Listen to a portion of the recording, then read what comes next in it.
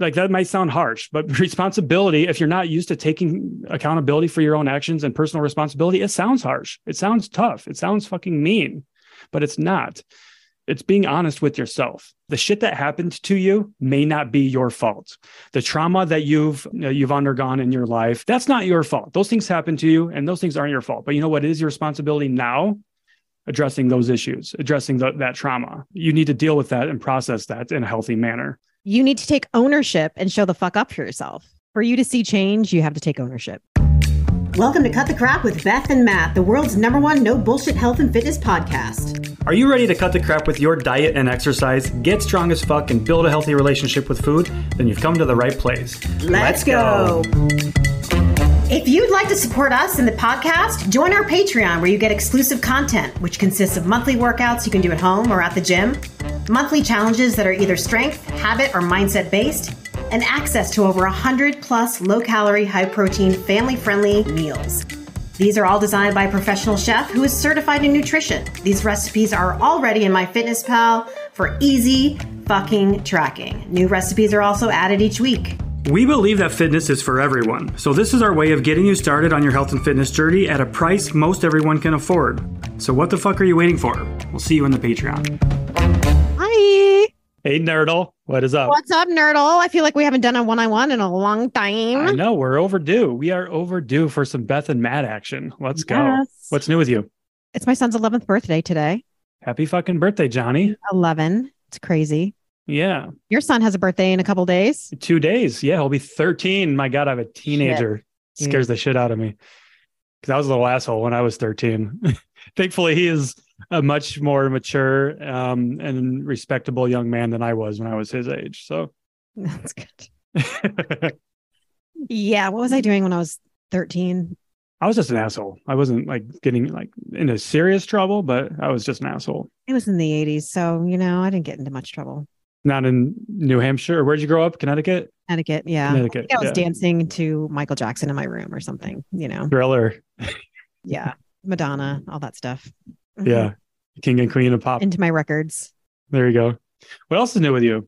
I just got asked to do like a TikTok training for these people. It's kind of like a coaching mentorship, the Fit Biz something. Aaron and gosh, I'm like botching these people's names. I'm really fucking sorry. Aaron Edmondson, I believe her name is. Me and Hunter went to their seminar in Arizona and she asked me to do a teaching for their coaches on a Zoom call. So how to grow a TikTok audience. So that's actually going to be cool. Fun for me. Yeah. I'm excited for that. Because I know helping other coaches and coaching other coaches with like social media and their business is like something that we're both wanting to get into. So that's really cool that that you've got that opportunity. It's a stepping stone into doing speaking engagements because people have been asking me, when are you going to do a speaking engagement? And so I actually asked Aaron when I was there, I was like, just so you know, for future reference, if you're ever interested in like having us, me speak. And she's like, actually, I'll be contacting you. So this is like a first step for it, which is very cool. Yeah. That's exciting. Mm-hmm. And I'll be, I'm actually going to Arizona next week for a seminar for a conference, actually. Ooh. It's not necessarily like an industry conference, but it's for like sales and marketing and systems building. And systems building is what I'm wanting to spend this year on focusing for my business. So I'm really excited for that. And, there's going to be all kinds of coaches there from all kinds of different industries. So it's going to be really cool to network as well. You never know what will come out of those types of things. So I'm excited. Obviously, I mean, you're getting a speaking engagement out of the one you went to. See, that's why you go to meet other people and for sure other opportunities. Yeah, that's exciting. That's exciting. How are you doing with your New Year's goals, your resolutions, your yearly goals? Are you on track with those things personally? So far, yeah. I wanted to run a couple times a week, and actually we have been doing that. Mm-hmm. So I've been just doing it, no stress on myself, just running on the treadmill for 30 minutes. I put my little timer on, and when it's done, I stop or I just keep going. And I found it relatively pretty freaking easy and fun for me. Fun. That's what matters. Yeah. Yeah. And it's funny because I've had people, ask me, why did you stop running? And I'm like, I never did stop, really. Just really stopped talking about it probably as much. I think that people don't understand that we don't have to talk about everything that we're doing. Right. My entire fucking life, like you guys, hey, everyone, I stopped running. Fuck running. Yeah. No, I still do it from time to time and more now than I was.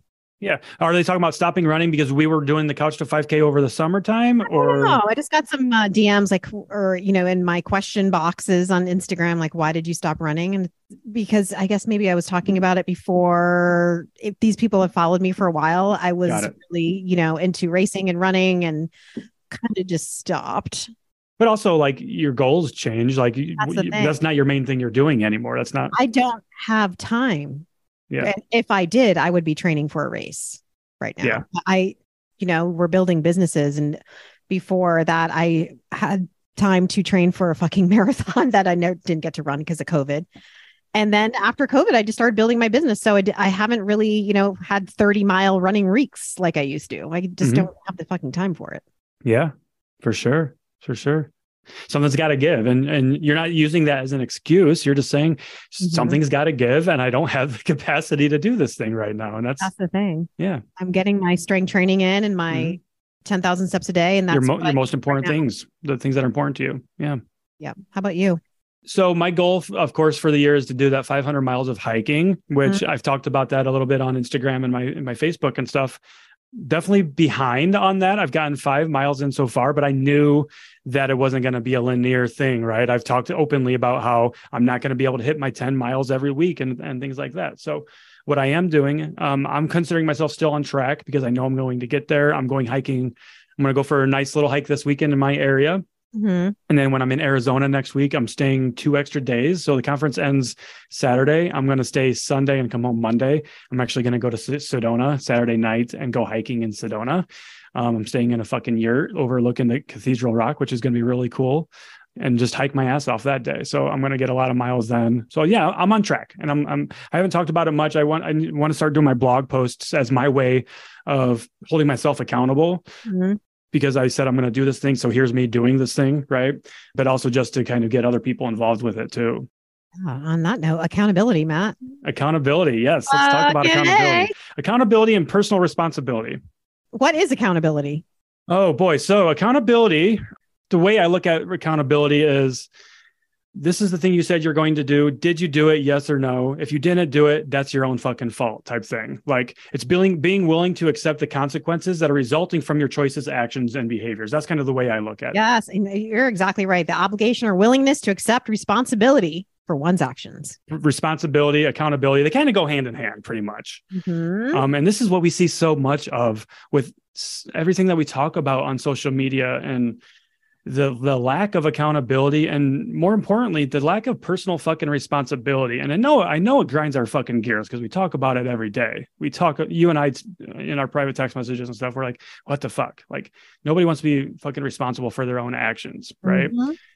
You're only harming yourself. You're only keeping yourself from getting the results. It might make you feel better to not be responsible in that moment, but long run, it's not doing you any favors. You're not going to change. You're not going to get better by not taking responsibility. And I'll be the first to admit it. Earlier in my early 20s, I did not want to be responsible. I refused to take responsibility for my own fucking actions. I got a DUI. It wasn't my fault. It was my friend's fault that called me at 2:00 in the morning to come party with them. No, it was my choice to do that. Looking back at it, it was absolutely my fucking choice. That's responsibility. My dad would always harp on me. Oh, it's never your fault. It's everybody else's fault other than your own. And that's just dodging responsibility right there. Yeah. Yeah. And we see this a lot too with things like, let's say there's a spouse, a husband and wife couple. And let's say the woman has a tendency to binge eat Oreos, right? And she can do good if they're not in the house, but then one day her husband brings the Oreos home. It's my husband's fault. He knows I can't be around Oreos. It's his fault for bringing them in the house. No, it's not his fucking fault. It's not his fault. It's your responsibility to repair that relationship so you can exist peacefully around the fucking Oreos. That is rejecting responsibility by saying it is your husband's fault for bringing your trigger food into the house. That's not his fault. It's your fault for not addressing the issue.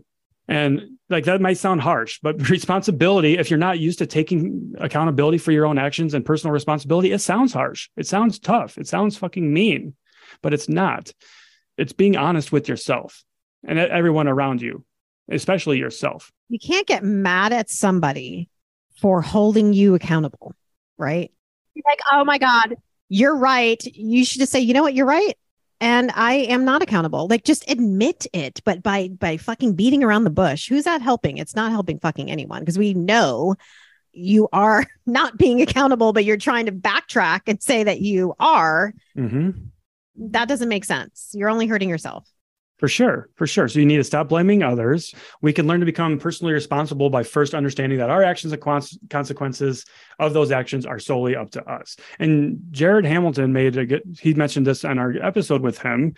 The shit that happened to you may not be your fault.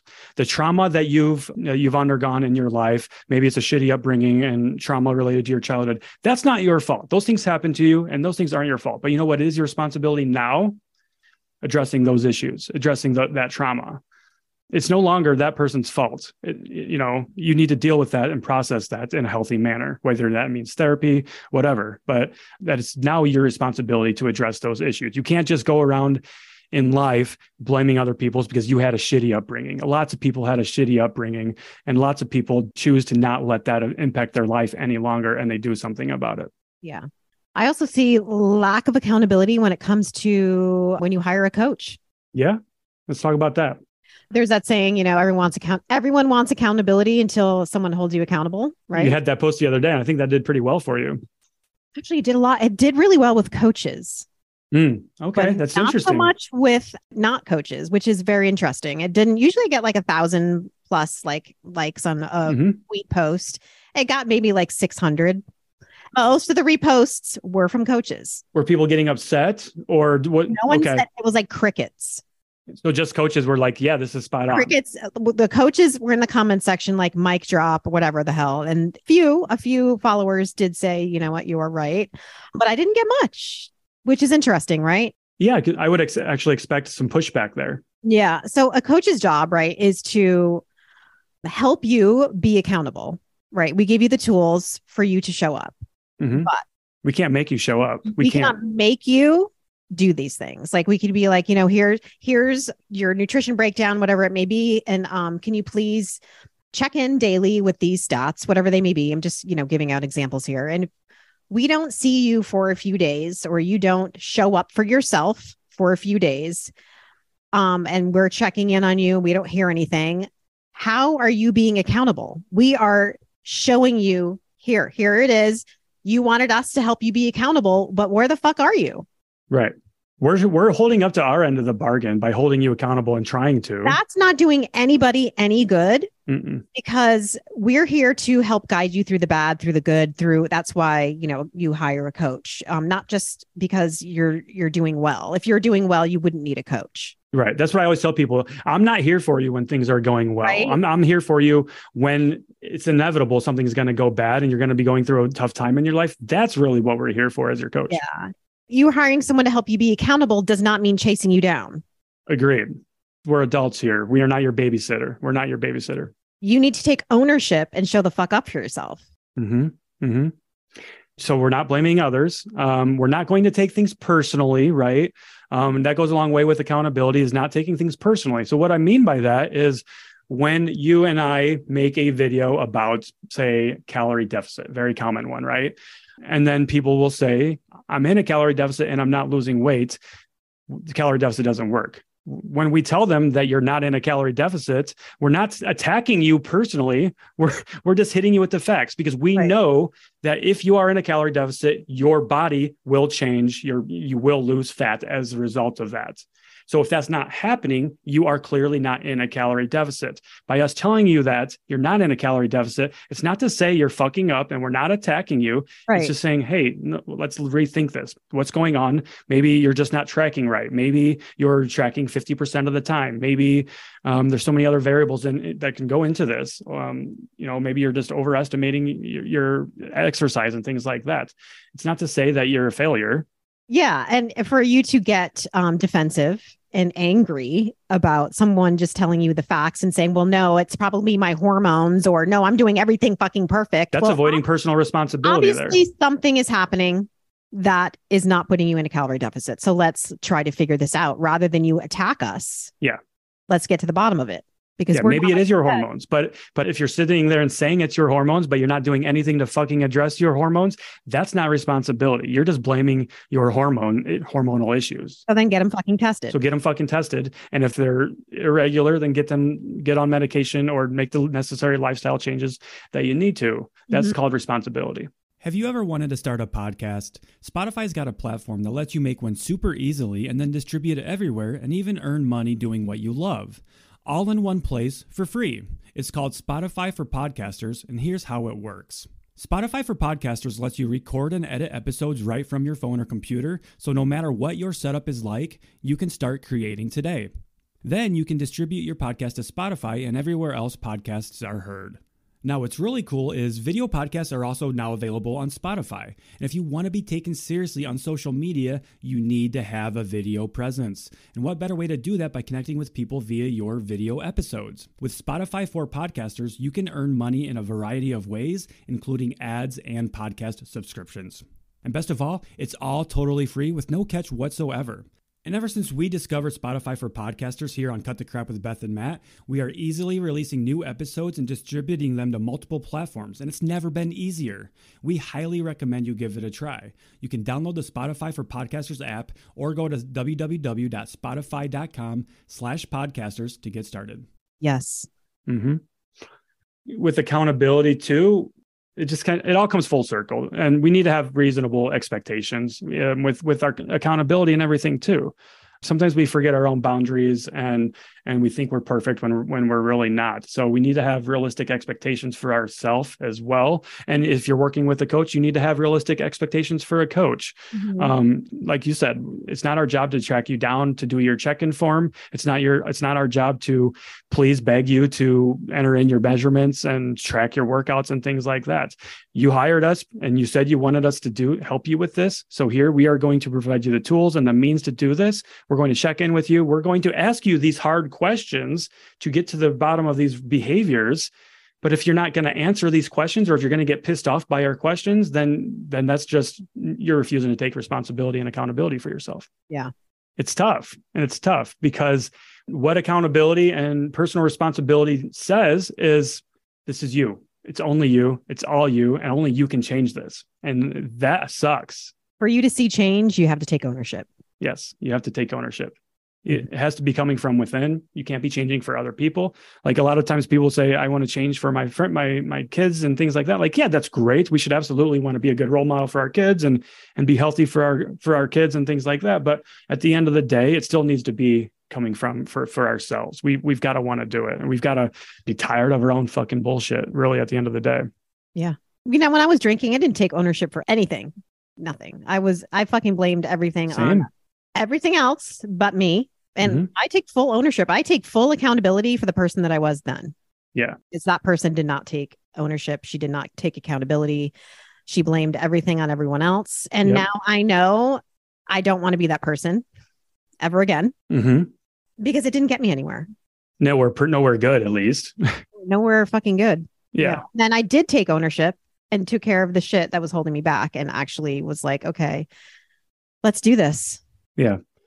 When you went through that, change yourself and started with sobriety, did you lose friends or family members or anything like that? Because we see that a lot when you start taking responsibility for your own shit, not just with drinking, but when you start taking responsibility, you might lose those quote unquote friends that you thought were friends, but they're still not being responsible for themselves. So your boundaries and morals were non-existent, which is why that person was even in your life in the first place. Well, I feel like I'm not a unique situation really, but I didn't go out and drink. You just drank at home. Wasn't like at the bars. I mean, I was like 42. So I was a stay-at-home mom at the time and I did a lot of my drinking at home. I hid it. I did lose a couple of people that were really toxic and that needed to be gone anyway. But other than that, I have a really supportive family. Most of them didn't believe that I had the problem that I had. So I hid it very well. I'm very good at hiding my drinking. I would hide my wine, whatever, pretend I wasn't drinking. I don't know how I got away with it, but I did. So yeah, I didn't really lose, unfortunately. I mean, fortunately, I should say. Right. No, fortunately, it wasn't like that for me. I got you. And And personal responsibility and just accountability can apply to many different aspects of life. This is something I can relate to personally. I've always, I've been thinking I'm pretty accountable and I'm pretty responsible for my own shit for a very long time here. Until I started dating again. And then I realized I was single for so long and I didn't have to be accountable to anybody else because I wasn't in a relationship. But when I entered that relationship, I had all of a sudden I was accountable to somebody else. And I had, it was my responsibility to be a good boyfriend and things like that.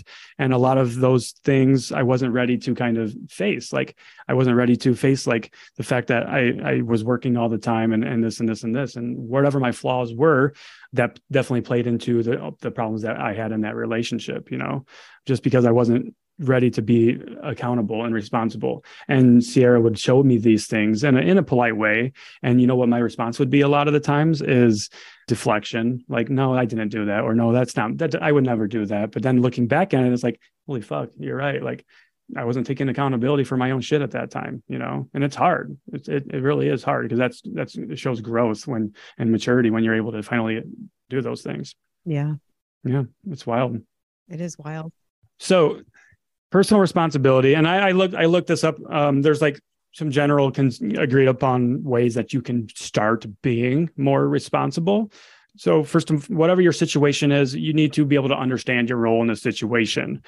Let's say it's a coach-client relationship. So you need to understand what your coach's role is and what your role is, what the tasks, responsibilities, and those deliverables are from each person, right? The deliverables as from a coach to client, from a client perspective, the deliverables are and responsibilities are, I'm going to track my food if that's what you agree that you're going to do. I'm going to show up at the gym 3 times a week for my strength training. And I'm going to be open communication with you. I'm going to do my check-in form and I'm going to do my weekly measurements and things like that. And then the deliverables come in the form of the results that you get. And it's the other way around for the coach to client then too. As a coach, I'm going to check in with you 4 times a week or whatever it is. I'm going to have a call with you every week. I'm going to review all the metrics and the data that you're giving me. And I'm going to give you feedback on that data so we can make informed decisions. That's my responsibility as your coach. It's your responsibility to give me those things. And that's kind of that partnership and how that works. It's like expectations, right? Yep. Yeah. Yeah. Because it's a team. And in order for that team to work, everybody's tasks and responsibilities need to be clearly defined and everybody needs to be on the same page and working towards those things. Otherwise, it's one-ended and somebody's going to be frustrated. We get personal with our clients. I know, like I get invested, right? So when you don't show up and you're not accountable to yourself, either I get worried to like something happened to you and I'm like, holy fuck, I hope you're okay. Like, and it gets you in the feels. It's like, I want you to succeed. I want you to show up for yourself. And when you don't, it really fucking bums me out because we can't make you do anything. And that's the unfortunate thing. That's the hardest part about being a coach is knowing that you can't fucking help everyone because you need the other person on the other side to be reciprocated. Ready for change. Yes. And open and absolutely. And because coaching is like the way that we coach, definitely it's very intimate, it's very personalized and it's very hands-on. We build relationships with our clients. I become friends with a lot of my clients after they're done working with us, and I still keep up to date with a lot of them. Yeah. It's a relationship. It's a lifelong thing. Honestly, we're not just bring them in to work with them 6 months and then we're never going to talk to them again. That's not how we do things here. It's tough. So then being honest with yourself and your coach in that situation is really important too. Ultimately, if you're not getting the results, there's a reason for the results. Maybe the coach isn't doing their job. Maybe they're just a bad coach. But if they are doing everything right, if they have a calorie goal for you and you're not losing weight and we know that it's going to be a deficit for you, but you're taking 2 days off a week from tracking and you're not telling your coach, that's not being accountable. That's not being responsible for yourself. Yep. Because now you're not being honest. Now the coach doesn't have accurate data to make an informed decision with you. And now you're both going to be fucking frustrated. You're going to blame the coach. The coach is going to be saying, what the fuck? Like, I can't just call this person a liar, but I know something's going on here. So how do I address this? It's difficult. And being honest and open with ourselves. And it's tough too, because there's a fine line of being ridiculed. Like so many people are afraid of being ridiculed for their feelings and being honest. And I think within our industry, especially, people are used to that. So we as coaches need to be aware of that. And we need to try to bridge that gap and try to break that barrier down. And that's what we do absolutely with our content and our coaching is just make this a more personable experience. Yeah. But I know people have been burned by being honest or, being called liars and things like that by doctors or coaches and things like that. So there's a lot of things that our own industry has done to kind of, I guess, entice people to not really be completely honest with us and themselves. I don't know. It's tough. I think people have to realize like not everyone is the same. You're not going to have the same experience with other people. If you've had a bad experience with someone else, doesn't mean you're going to have that with the next person either. For sure. I find myself apologizing for other coaches all the time.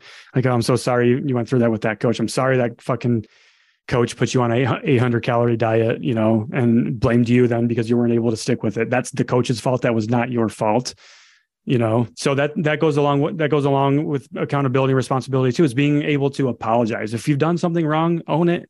Like, I fucked up. I'm sorry. I'm going to work on that. And I'm going to ensure that that doesn't happen again. There's nothing wrong with fucking up. It's when you continue to fuck up and make the same mistake and refuse to apologize and refuse to take accountability for it. That's when it becomes a problem. We're going to make mistakes. We're not perfect. We're only human. I fuck up all the time, but I own it. I'm like, I fucked that up.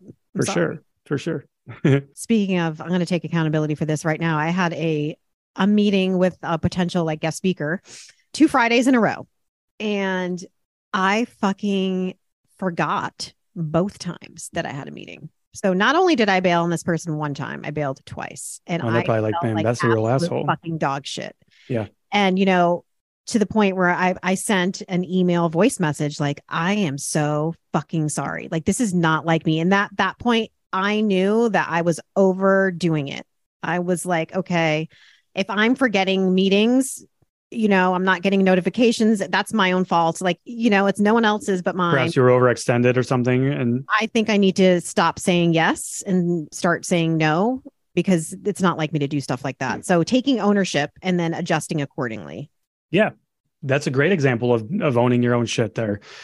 Because that sucks, getting ghosted and getting stood up for meetings, because that happens to us all the time. That feels. It's fucked up. And not only to do it once, I did it twice. Yeah. That's not cool, Beth. Well, props to you for owning that. And hopefully that relationship hasn't been strained because of that. And hopefully you guys can still continue to be friendly.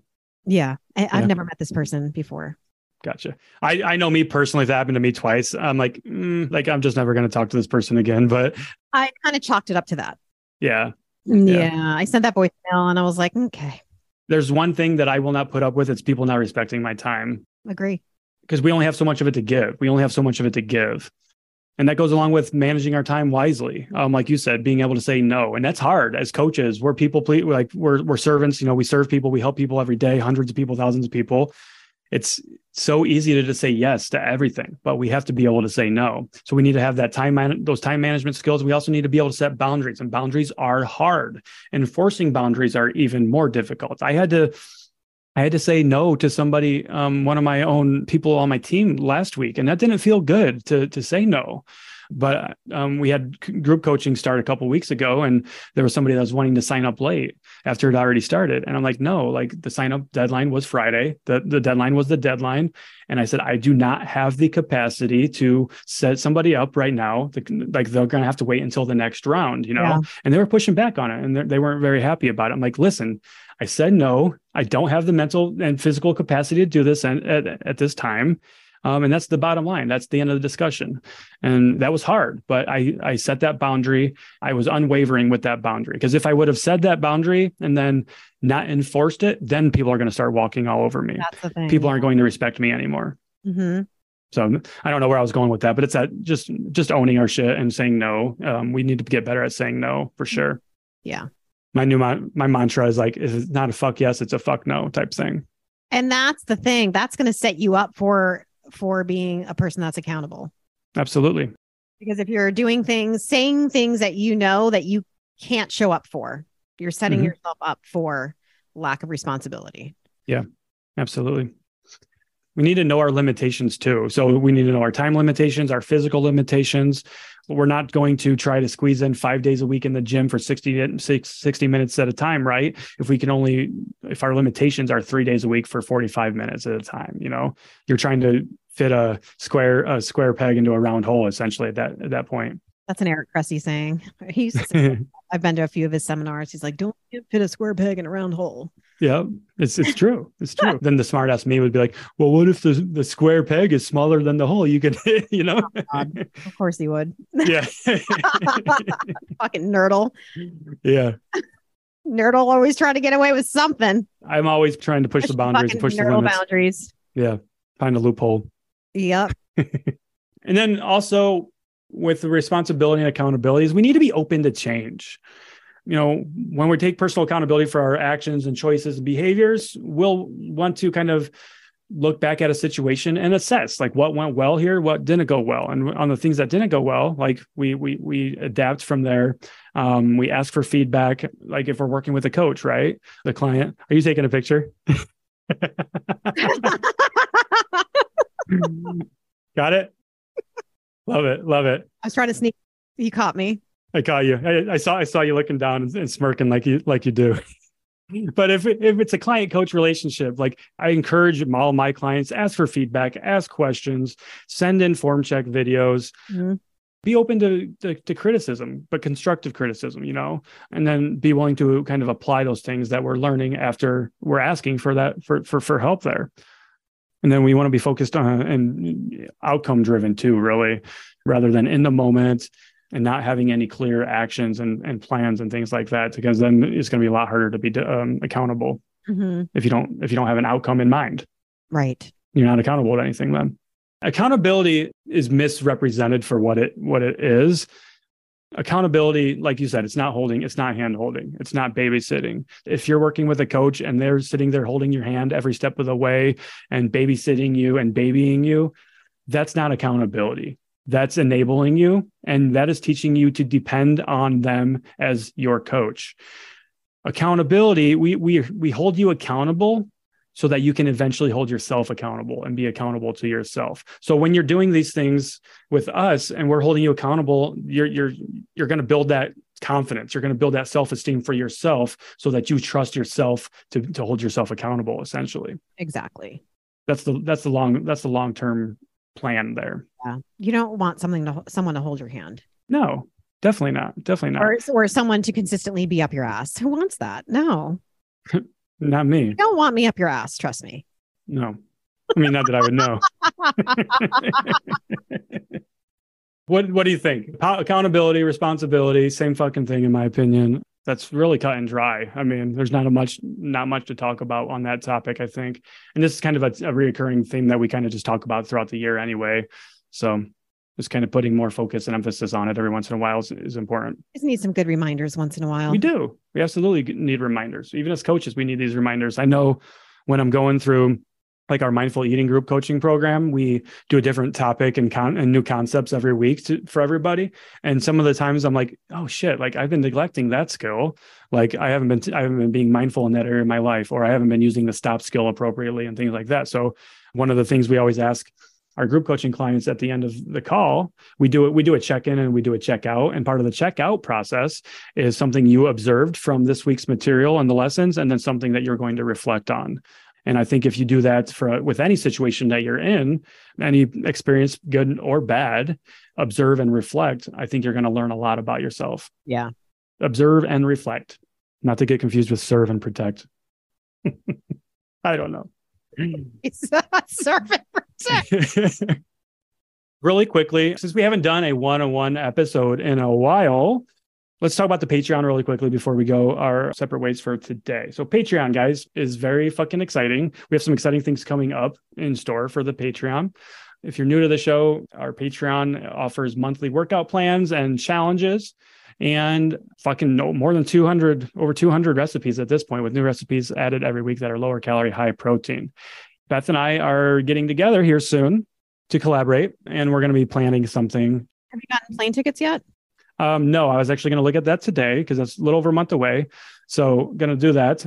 I'm saying I'm going to do it, Beth. So now it's time to be held accountable to that. I was going to say, I'm going to hold your fucking ass accountable. See, we hold each other accountable too. Yes, absolutely. Beth and I are always all the time. Yeah, we're checking in with each other.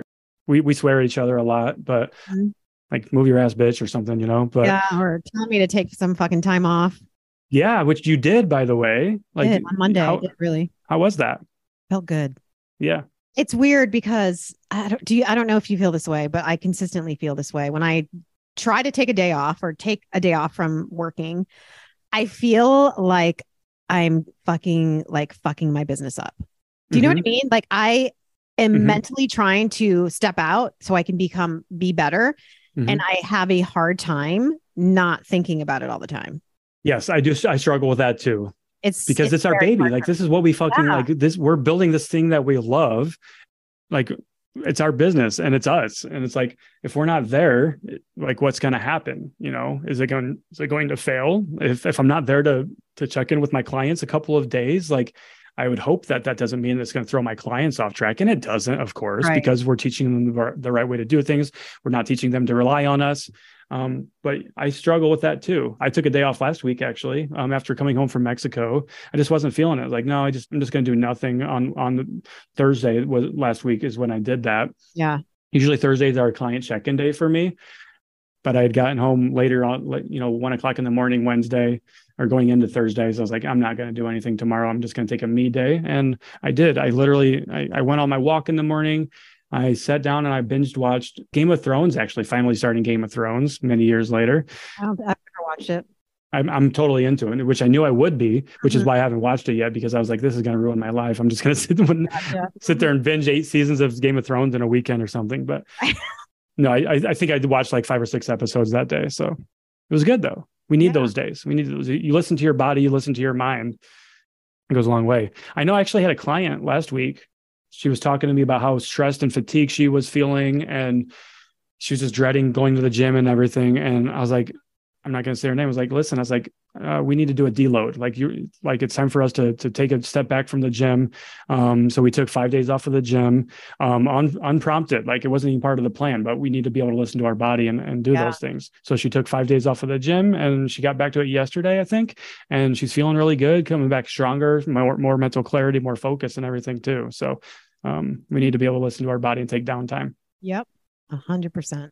Yep. Okay. So the Patreon, so we're going to be doing some hikes for everybody at some different locations. I think have we talked about this on the podcast or not? I can't remember. Yeah.